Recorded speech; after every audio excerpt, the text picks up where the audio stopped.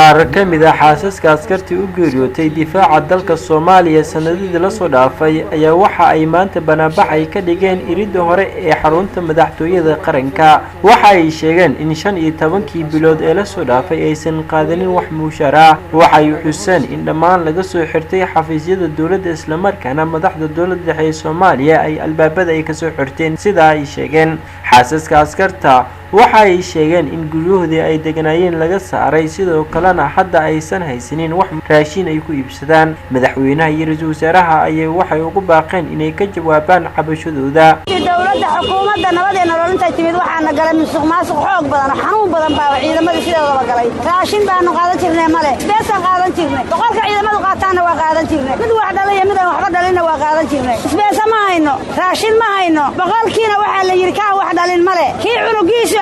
waxbarasho ku jiro 10 gaaray male awalba anigoo waxa way odagaygii xuquuqdiisi ma hayo walaalkay ma hayo saddex agoomood baan hayo ilaahay iga sameeyay saddex agoomood mid wiilkay ka tagay iyo mid anigu aan dhalay iyo mid walaalkay ka tagay saddexduna wax ma qaataan. waxaan codsanaynaa hadii dawladnimo jirto oo madaxweynaha lagu sheegay oo sax yahay xuquuqdeena si uu dhaqsiya banaan maanta anaga waa nala dilay waxaan xaq baagana maqan hal sano iyo 6 bilood abbaasiga maqan tahay waxa dhintay wiilkayga dhintay wuxuu ku dhintay asoo cilmaan joog ku dhintay madaxweyne waxayna si ilaahayga illa allah subhanahu wa ta'ala waxaan ka baryaynaa wixii xuquuqdayna ugu fadhiin ilaahay subhanahu wa ta'ala daruufti haydo awgeed aniga saddex wiil adduunkii joogtay laba xoogay u dhimatay halaan mushaaradiisa qaadan jiray kii kale wayga waalaya halaan mushaaradiisa qaadan jiray 15 biloodna ma aanan arag ra'iisul wasaaruhu hadda islaamka sheeg oo madaxweynuhu islaamka sheeg oo